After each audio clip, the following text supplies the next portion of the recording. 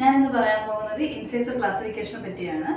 അതിനായി മുകളിലത്തെയും കീഴ്ത്താടിയിലെയും മുൻവശത്തെ പല്ലുകൾ തമ്മിലുള്ള ബന്ധത്തിന്റെ അടിസ്ഥാനത്തിൽ ഇൻസൈസർ ക്ലാസിഫിക്കേഷനെ 3ആയിട്ട് തരംതിരിച്ചിട്ടുണ്ട്.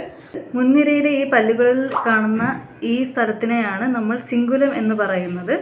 ഈ സിംഗുലവും കീഴ്ത്താടിയിലെ ഈ മുൻവശവുമായി വരുന്ന കോണ്ടാക്റ്റിൽ വരുന്നതിനെയാണ് നമ്മൾ ക്ലാസ് 1 ക്ലാസിഫിക്കേഷൻ എന്ന് പറയുന്നത്. ടൈപ്പ് 1 ക്ലാസിഫിക്കേഷൻ എന്താണെന്ന് വെച്ചാൽ മുകളിലത്തെ മുൻവശത്തെ പല്ലുകളും കീഴ്ത്താടിയിലെ മുൻവശത്തെ പല്ലുകളും തമ്മിലുള്ള ബന്ധമാണ്. അതിനായി മുകളിലത്തെ മുൻവശത്തെ പല്ലുകൾക്ക് പിന്നിലായി കാണുന്ന ഈ സ്ഥലങ്ങൾക്കാണ് നമ്മൾ സിംഗുലം എന്ന് പറയുന്നത്. ഈ സിംഗുലം കീഴ്ത്താടിയിലെ മുൻവശത്തെ പല്ലുകളുമായി കോണ്ടാക്റ്റിൽ വരുമ്പോൾ കാണുന്നതാണ് ക്ലാസ് 1 ക്ലാസിഫിക്കേഷൻ.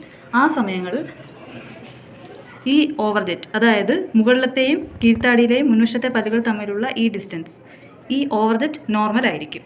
അടുത്തതായി ടൈപ്പ് 2 ഇൻസൈസർ ക്ലാസിഫിക്കേഷനിൽ 2 തരമാണുള്ളത്.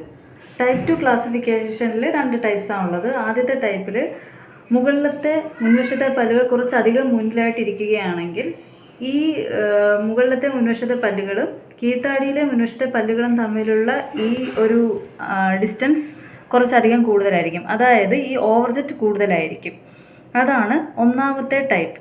ഇനി അടുത്തതായി ടൈപ്പ് 2 ക്ലാസിഫിക്കേഷനിലെ 2ാമത്തെ ടൈപ്പ് എന്താണെന്ന് വെച്ചാൽ മുകളിലത്തെ മുന്നിലത്തെ പല്ലുകൾ കുറച്ച് പിന്നിലായിട്ട്. അങ്ങനെ നോക്കുമ്പോൾ മുകളിലത്തെയും കീഴ്ത്താടിയിലെയും പല്ലുകൾ തമ്മിലുള്ള അകലം, അതായത് ഓവർജെറ്റ് കുറവായിരിക്കും. ടൈപ്പ് 3 ക്ലാസിഫിക്കേഷൻ, അതിനായി കീഴ്ത്താടിയിലെ മുൻവശത്തെ പല്ലുകൾ കുറച്ചധികം മുന്നിലായിട്ട് ഇരിക്കുകയാണെങ്കിൽ കീഴ്ത്താടിയിലെ ഈ പിൻവശത്തായി കാണുന്ന സ്ഥലത്തിനെയാണ് നമ്മൾ സിംഗുലം എന്ന് പറയുന്നത്. ഈ സിംഗുലം മുകളിലത്തെ മുൻവശത്തെ പല്ലുകളുമായി കോണ്ടാക്റ്റിൽ വരുമ്പോൾ കാണുന്ന ഇതിനെയാണ് നമ്മൾ ക്ലാസ് 3 ക്ലാസിഫിക്കേഷൻ എന്ന് പറയുന്നത്. അപ്പോൾ കാണുന്ന ഈ അകലത്തിനെയാണ് നമ്മൾ റിവേഴ്സ് ഓവർജെറ്റ് എന്ന് പറയുന്നത്.